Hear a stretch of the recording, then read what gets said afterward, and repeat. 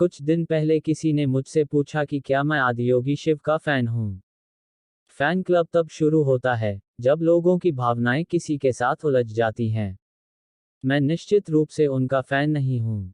फिर वह क्या है? असली चीज कुछ और है, लेकिन फिलहाल मैं आपको तर्क के माध्यम से आपको समझाता हूँ।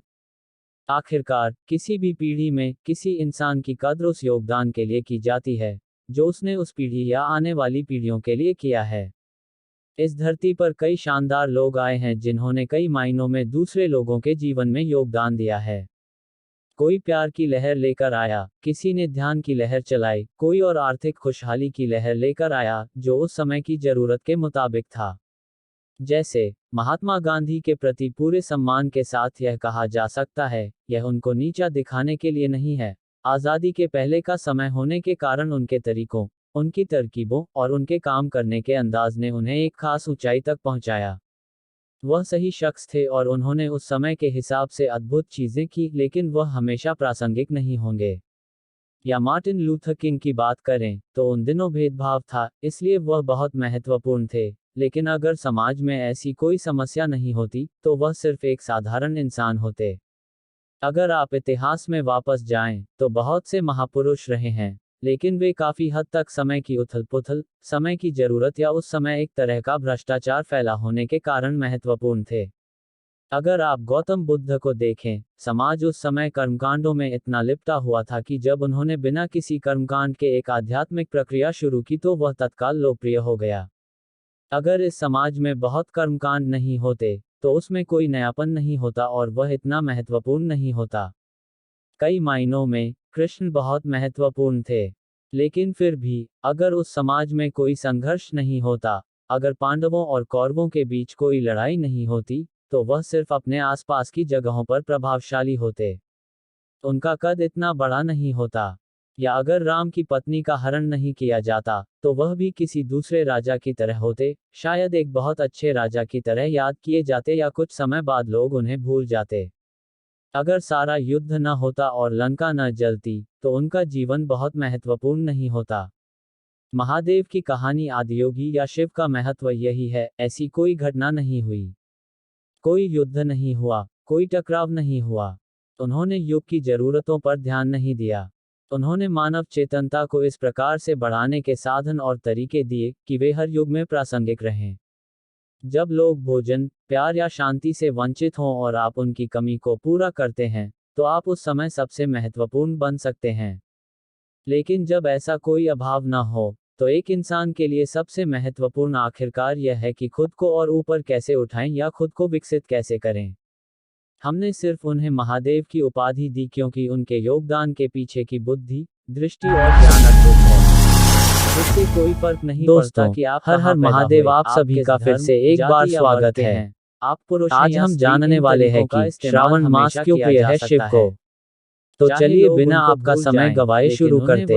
पौराणिक मान्यता के अनुसार श्रावण महीने को देवों के देव महादेव भगवान शंकर का महीना माना जाता है। नहीं दिया। इस संबंध में पौराणिक कथा है कि जब सनत कुमारों ने महादेव से उन्हें श्रावण महीना प्रिय होने का कारण पूछा तो महादेव भगवान शिव ने बताया कि जब देवी सती ने अपने पिता दक्ष के घर में योग शक्ति से शरीर त्याग किया था, खोजने के अर्थ में उससे पहले देवी सती ने महादेव को हर जन्म में पति के रूप में पाने का प्रण किया था। अपने दूसरे जन्म में देवी सती ने पार्वती के नाम से हिमाचल और रानी मैना के घर में पुत्री के रूप में जन्म लिया।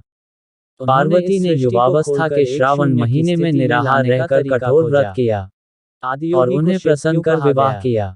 तब से महादेव के लिए यह माह विशेष हो गया। श्रावण के महीने में भगवान शंकर की विशेष रूप से पूजा की जाती है। बन गया इस दौरान पूजन की शुरुआत महादेव के अभिषेक के साथ की जाती है। दिया गया क्योंकि अभिषेक में महादेव को जल, दूध, दही, घी, शक्कर, शहद, गंगाजल, गन्ना रस आदि से स्नान कराया जाता है। कुछ से कुछ नहीं। अभिषेक के बाद बेलपत्र, समीपत्र, धूप, कुशा, कमल, नीलकमल, और मदार, जम्वा फूल, कनेर, राई फूल आदि से शिव जी को प्रसन्न किया जाता है कि वह शिव हैं। इसके साथ की भोग के रूप में धतूरा, भांग और श्रीफल महादेव को चढ़ाया जाता है। थोड़ा गलत महादेव का अभिषेक करने के पीछे एक पौराणिक कथा का उल्लेख है। बात सिर्फ यह है कि समुद्र मंथन के समय हलाहल विष निकलने के बाद जब महादेव इस विष का पान करते हैं तो वह मूर्छित हो जाते हैं। उनकी दशा देखकर सभी देवी देवता भयभीत हो जाते हैं धीरे धीरे और उन्हें होश में लाने के लिए निकट में जो चीजें उपलब्ध होती हैं, लोग यह सोचने लगे उनसे महादेव को स्नान कराने लगते हैं। कुछ भी इसके बाद से ही जल से लेकर तमाम उन चीजों से महादेव का अभिषेक किया जाता है। अगर आपकी बुद्धिमानी भगवान शिव को भक्त प्रसन्न करने के लिए बेलपत्र और शमीपत्र चढ़ाते हैं। नहीं होगी। इस संबंध में एक पौराणिक कथा के अनुसार जब 89,000 ऋषियों ने महादेव को प्रसन्न करने की विधि परमपिता ब्रह्मा से पूछी तो ब्रह्मदेव ने बताया बताने की जरूरत कि महादेव 100 कमल चढ़ाने से जितने प्रसन्न होते हैं, उन्होंने उतना ही एक नीलकमल चढ़ाने पर होते हैं। ऐसे ही 1000 नीलकमल के बराबर एक बेलपत्र और 1000 बेलपत्र चढ़ाने के फल के बराबर एक समीपत्र का महत्व होता है। बाद में आए बेलपत्र महादेव को प्रसन्न करने का सुलभ माध्यम है। बेलपत्र के महत्व में एक पौराणिक कथा के अनुसार एक भील डाकू परिवार का पालन पोषण करने के लिए पहले अगर आपको लोगों को लूटा करता था। श्रावण महीने में एक दिन डाकू जंगल में राहगीरों को लूटने के इरादे से गया। 15 डॉक्टरों एक पूरा दिन रात बीत जाने के बाद भी कोई शिकार नहीं मिलने से डाकू काफी परेशान हो गया। एक आंख के लिए इस दौरान डाकू जिस पेड़ पर छुपकर बैठा था वह बेल का पेड़ था और परेशान डाकू पेड़ से पत्तों को तोड़कर नीचे फेंक रहा था। होने पर आपको डाकू के सामने अचानक महादेव प्रकट हुए और वरदान मांगने को कहा। अचानक हुई शिव कृपा जानने पर डाकू को पता चला कि जहां वह बेलपत्र फेंक रहा था तब तक उसके नीचे शिवलिंग स्थापित था। तब से बेलपत्र का महत्व है। अगर आपको पौराणिक कथा के माध्यम से कुछ सीखने मिला हो या जानकारी अच्छी लगी हो कि उस समय तो कमेंट के माध्यम से हमें जरूर बताएं। अगर आप और भी पौराणिक कथाओं को सुनना चाहते हो तो आप बिल्कुल सही जगह हो। यहाँ पर आपको काफी सारी पौराणिक कथा, मॉरल स्टोरीज, मोटिवेशनल स्टोरीज का संग्रह मिलेगा जो आपको जीवन में आगे बढ़ने की प्रेरणा देगा। ऐसी ही और कथा सुनने के लिए जल्दी से बड़ा वाला मोटिवेशन यूट्यूब चैनल को सब्सक्राइब करें। नहीं होती ये बिल्कुल मुफ्त फ्री है। आपका बहुमूल्य समय देने के लिए धन्यवाद। आपका दिन शुभ रहे। चाहे कोई भी स्थिति हो वह हमेशा महत्वपूर्ण होते हैं, इसीलिए वह महादेव हैं।